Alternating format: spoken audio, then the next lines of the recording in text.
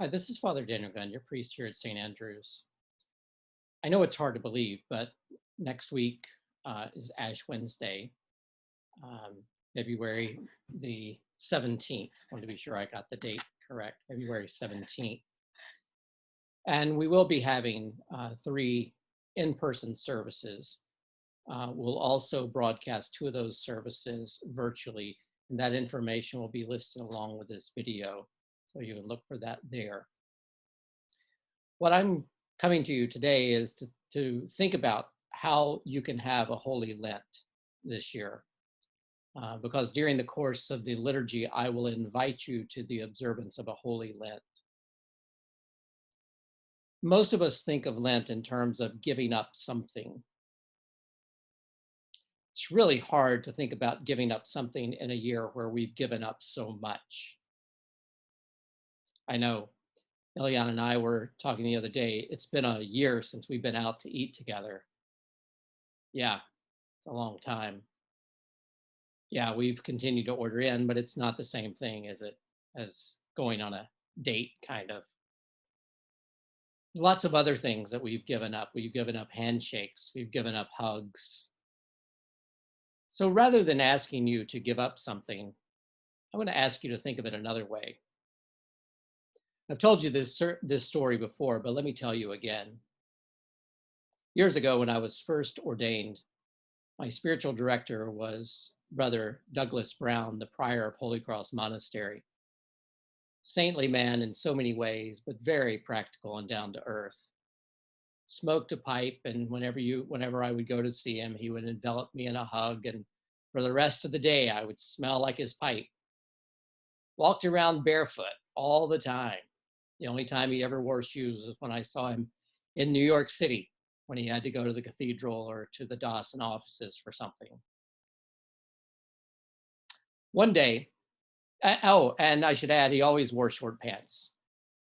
Even in the city, in the middle of winter, even along the Hudson in the middle of winter, always in short pants. Sometimes you couldn't see his short pants because he would have on his habit that he was wearing, but they only wore that for services of prayer. So the rest of the time, short pants, no shoes, big beard, smelled like a pipe. That was Brother Douglas. He was a monk, and he received no compensation. As part of being a member of the Holy Cross, you agreed to hold all things in common. So, you can't even have a pet. In fact, I could tell you a story about one of the brothers wanting a pet, and there was a whole discussion about whether or not he should be allowed to have a pet. But all things are held in common, so there's no income or anything like that. You get an allowance to purchase the things that you need. My point is, they live a very simple, austere life.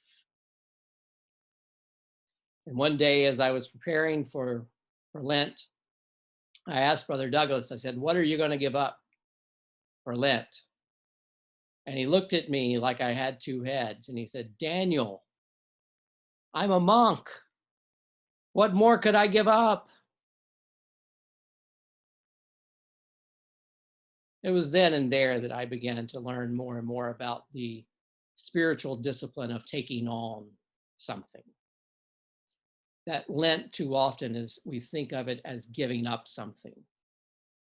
So rather, you could take on something. That's part of the ancient discipline as well. In fact, it very often was thought of that when you give up, you take on. So it was a left and right hands, so to speak. So during this Lenten season, I'm going to ask you to think about taking on something. Find something tangible that you can take on in your life. Find something spiritual. These might be the same things, but they don't have to be.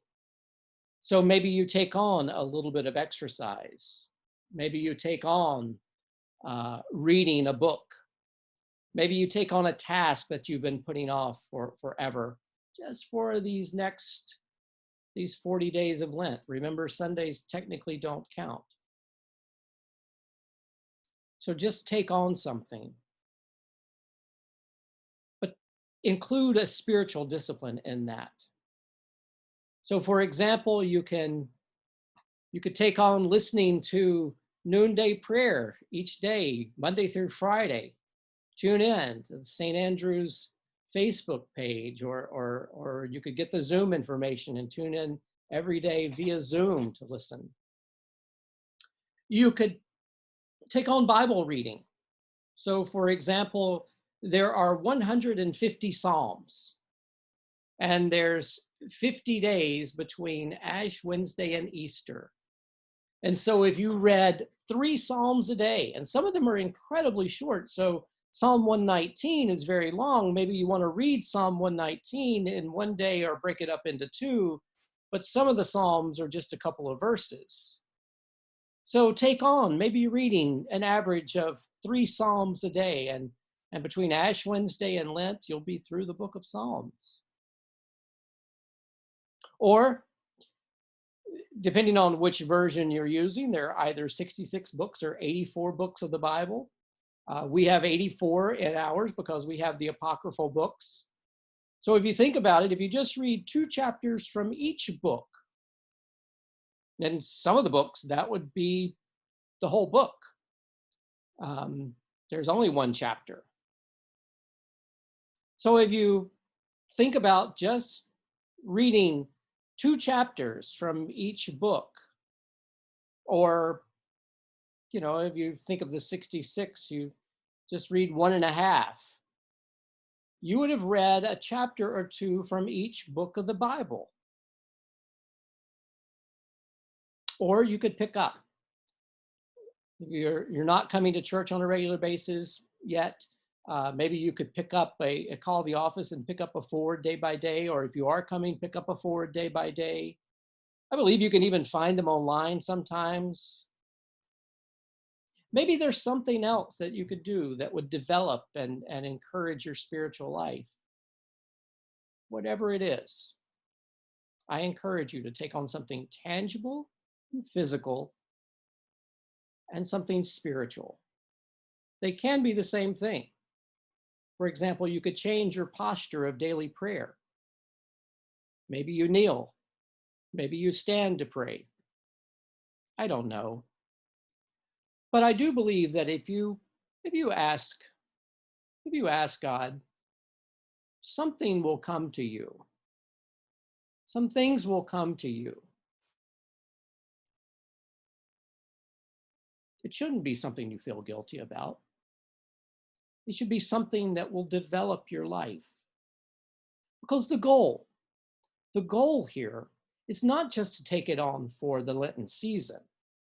The goal is to do something that will change, that will add to, that will enhance, that will edify your life after the Lenten season. That's why it's a season of discipline. That's why it's a season of penitence, so that the life we live thereafter, we live in the resurrected Christ. And Christ came to give us life and give it more abundantly. And so the life that we will have then will be enriched, will be made better by the things that we take on, because maybe, just maybe, in doing those 40 days of discipline, those 50 days, depending on how you count it, if you include Holy Week, maybe, just maybe, you'll find that it's something that is so productive and helpful in your life that you'll continue it on. Think about this. Pray about this as you plan for a Holy Lent. God bless.